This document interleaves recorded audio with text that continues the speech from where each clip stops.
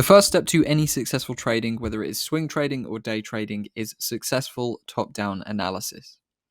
Top-down analysis is the process of starting on the high time frames and then moving down gradually to the low time frames to formulate a trade, work out directions, and then actually make an execution. Top-down analysis follows all of the methods we've spoken about so far, starting with structure, market efficiency, supply and demand, liquidity, everything we've covered so far, but put into a systematic approach that we first start on the high time frames like the weekly, that for a swing trading approach or a high time frame approach, we start out on the weekly and daily time frames and then scale all the way down through the 4-hour, 1 hour, and then potentially into the 15-minute or 5-minute charts to actually execute a trade. So by actually starting on those high time frames, we can get a clear picture of what the larger time frame view of the market is. And then by scaling down to the lower time frames, we can actually get better executions with tighter stop losses and bigger targets. So I'm going to show you the top-down process here on GBP JPY. And first of all, as it's a high time frame trade, the system suggests that we start on the weekly time frame. Now, the start of the top-down analysis normally happens on a weekend for me, and I would advise you do the same. This is when I look at the weekly charts and work out where I think the markets are going to go. Looking at the weekly gives us a quick idea of where the markets could head in the week ahead, whether they're going to go up, whether they're going to go down on an immediate basis. And it also tells us what the trend is for the long term.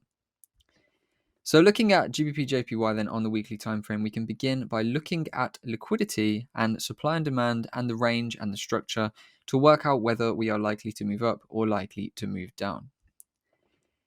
So what I can initially see here on the weekly time frame is that we are in this large trading range. We have the low of the range in here, which has been recently retested, and the high of the range is up here. We can see that the price has traded generally between this range for quite some time, all the way back from 2016. So we don't need to use really far back price action because that is not going to tell us too much, because we are looking for the immediate moves of what is likely to happen in the next week or what is likely to happen in the next few days or potentially up to a month. So we only need to really focus on what is currently happening. Obviously, we can actually see on the weekly some high interest demand and supply areas that could come in handy to working out where we are in the market. So I'm going to scale out and just quickly look at the weekly here. Well, we can see on the weekly time frame we are essentially in a downtrend. We have a lower low coming in this area. Then we have this lower high, which respected this supply area. Then we sold off again. We are yet to actually make a new lower low, but we could suggest that the market is likely to continue moving down. Now we can see the market has actually filled in most of this imbalanced price area. What we could do here is actually grab our parallel channel tool and mark out the imbalanced demand zones on this chart. So there's a little doji candle down here that I can see. There's also one just above which has been lightly tested by a wick. And this is actually an area that has just been retested on the current time frame. If we look over here, we can see that it just got tapped in there, but we've had a full retest with this wick here. So we've seen a demand zone be retested, and then we've seen the market begin to push up. So we could focus on this and think, okay, the market may be in a downtrend, but is there any upside space that the market needs to fill since we've respected this demand zone and actually, if we look at the structure, started to move in this bullish fashion? So we have the low in here, we have a higher high, we have a higher low, we have another higher high. This kind of suggests to us that we could begin moving into a bit of bullish movement in the near term. Now we can see that we have an imbalance here as well, which will lead us into this supply zone here on the weekly time frame. So by looking at the weekly, all we're doing really is looking for areas where the market is likely to react from and areas the market is likely to move into. We can see we're in a downtrend overall, continuing to make lower lows and lower highs on here on the smaller time frame view, and overall as well on that larger time frame view where we saw lower low, lower high, and we could potentially come in for a lower high or a lower low. So we don't need to worry about the overall weekly trend. We just need to know we've reacted nicely from there, and now we can focus on just this area because we're only looking for immediate moves, and every single one of these candles shows a week of price action. So we would really only want to see what is going on within this current structure, and the current structure that I'm focused on here is this area because we've seen a demand zone retest, we've seen the market potentially shift into this uptrending movement, and we can see that we have imbalance which needs to be filled into a supply zone. So this is the method carried out on the highest time frame. And what can we gather from this? Well, we can gather from this that seeing this demand zone here and the fact that we are now forming these higher highs and higher lows, the market could indeed actually make a bullish move from this demand zone to fill the imbalance. Does that mean I think the market is in a long-term uptrend? No, it's very possible that we hit this area and then we sell off. But we have that imbalance space, always remembering we can use imbalance for very clear targets. And even if we are moving in a downtrend, on the higher time frame, we will at least want to see this weekly zone fulfilled before we start going short and before we start selling the market. So now we have a clear picture of the weekly, we can drop it to the daily time frame and see what the daily is telling us here. Now what I can see on the daily is that we had that low come in, higher high, higher low, and then we've had another higher high. We have a demand zone just here. We could actually see this as a retested demand zone. We may want to focus on this kind of area. And we also may want to look a little bit at this area just here. Because if we look at this zone, it has also been retested with this candle, which just wicked into it.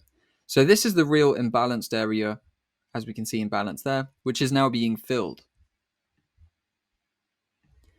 So this tells us then that if the market does begin to make some bullish structure from where we currently are, we may indeed begin seeing this move into an uptrend, and we may be able to get an entry. So from here, what we would like to do is move once again to the lower time frames like the 4 hour and the 1 hour to see what is going on right now. Going to the 4 hour, we could actually refine the zone that we focused on to this area down here, because this is the final imbalanced area. There may also be a little bit of area of interest we want to focus on here, but don't get too muddled. We saw that the zone was the last imbalanced zone on these higher time frames, meaning that there has been a fulfillment, even if there hasn't been just here on that very low time frame. So we will remain with our focus on this area, but we can also keep in mind that if we do dip down and then begin making some bullish structure from there, that trade would also remain quite valid. So the current structure here on the 4 hour is telling me that we have this as the most previous lower high. So we've got obviously lower low, lower high, lower low, lower high, lower low, which has retested this zone. It now looks like some strength is coming into the market, and if it does continue to come into the market and we push over this high, as it looks like we're doing now, we could look towards an entry somewhere within this price action. So I'm going to go to the hourly time frame now and see what that is telling me. Here on the hourly, we can see that we've broken the structure and the market has left open a few imbalanced zones below.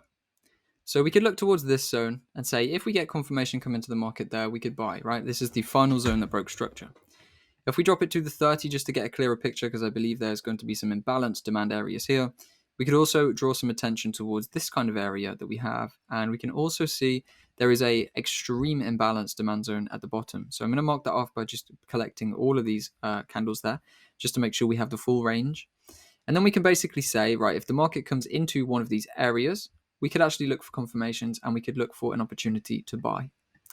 So we wait for the market to come in, and then we want to see some confirmation. We saw the market come in here. This is where you may be looking to go to the even lower time frames for a confirmation trade. But if you are just sticking to those higher time frames, that is also completely fine. Now that we've seen a wick in, we could potentially look for a pullback into this range to actually look for some form of buying opportunity.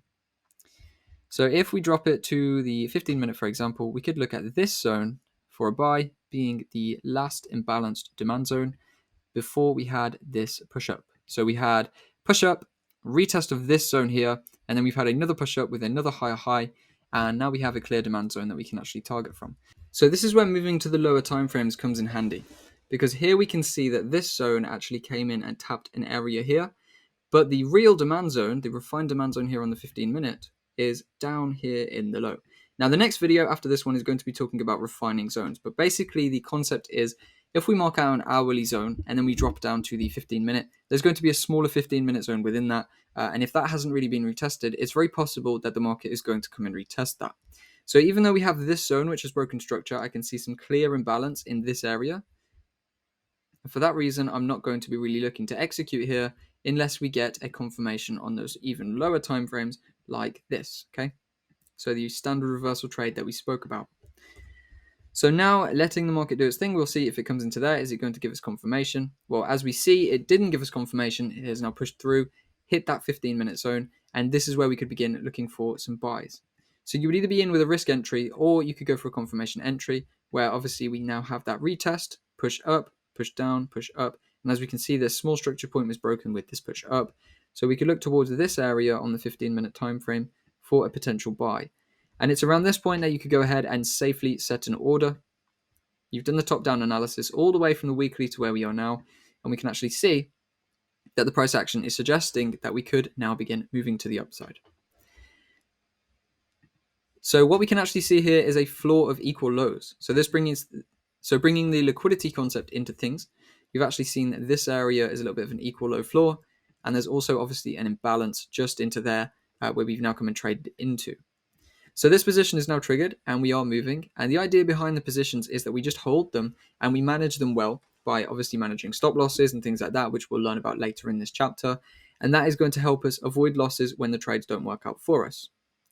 So with a managed stop, you'd most likely have been break even on this trade, or if you were holding the risk, we still haven't really pushed through the low of that zone, so you'd have been good to go. Now by this point, we made a higher high, so this would have been a managed position. So we would have actually been out of this trade at break even now, which is a good thing, and it's something we're obviously going to learn, so you will see that. But for now, just keep focusing on the top-down process, how we've brought this from the top to the bottom timeframes. And what we can actually do is push our focus towards this extreme zone now, because we are obviously coming and trading deeper into the zone. But we have formed a new higher high. We do have imbalance and we do have a demand zone. So we can keep this on like so, this extreme zone. And we can even go ahead and place an order in the area that this zone is set. So for this example, let's drop our order on the extreme zone. Now extreme zones, which are these zones at the bottom or top of movement, the very last zone, they are the best ones to put orders on. If you put an order on an extreme zone, chances are you're going to be all good when it gets tapped in. It's much more high probability than it is to actually put an order on a middle zone like this, because the thing is we can actually come down and trade into this one. So if we're entering up here, there's still a big chance we can come and trade into here. If we do trade all the way into here, the only way we're going to lose is if the trend breaks and shifts back into a downtrend, which occasionally will happen, but much less often than with the other kind of trades.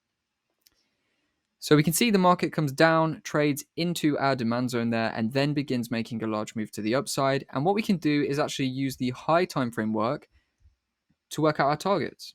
Now, we obviously know that our target for this trade was going to be all the way into this point here. So let's just say we're holding it out for that long. Obviously, this is going to be monstrous risk reward. And at a trade this size, you would be trailing aggressively, or you would even take some partials on the movement. But we can see that that clear target refined with a low time frame demand zone entry brings some brilliant profits. And if I just move it up to the high time frames and let it roll now, obviously stop managing would also be in play. So you may get stopped out early on some of these movements. You may also secure partials on the way, meaning when you get to the end, you're not actually holding a 40R sized move. But these are the possibilities, and this is the potential of the strategy that you are learning and the strategy that we use. The top-down analysis process, as you can see, not only gives us the direction for trades, but allows us to get super scaled entries so that we can hold trades for a long time like this. So as you can see, the target was there fulfilled. And yes, believe it or not, that would have been a 48R movement, which is an insane amount of profit from a single movement, just from a weekly zone to a weekly zone. Now, obviously, this trade would have taken you a long time to hold out. I know most people don't have that patience, but I'm just highlighting to you the potential of. So it is a 2-month trade. And I know that most people won't have the patience to hold out that long, but I'm just showing you the potential of the strategy that we're using. Now, in one single week, the profits would have been from here all the way up to here, bringing us about a 12R move. So even if you were just holding a trade for a week, you're still looking at around 12R profit on that movement right there. And that is the potential of the trades. And obviously we can then scale in because we know the direction from the high time frames, and we can just continue to ride that trend up through our high time frame zones. And that is the top-down analysis process. Now, you haven't really learned how to put things on the charts yet. So this is kind of an introduction to the process we're going to be using. And then after this, we're going to go ahead and refine. I'm going to show you how to formulate setups, how to position stop losses, how to find clear targets, how to manage trades, and all of that stuff after this. But this is the first starting point, understanding the top-down approach and how we start on those high time frames like the weekly, and then move down from the weekly when we have the direction plan to the daily, the 4-hour, the 1 hour, the 30-minute, and so on, to actually find refined entries with very tight stops and very big risk reward potential. So I hope this has been a useful introduction to top-down analysis trading, and I'm looking forward to teaching you some more stuff over the next few videos so that we can start to apply this to real markets.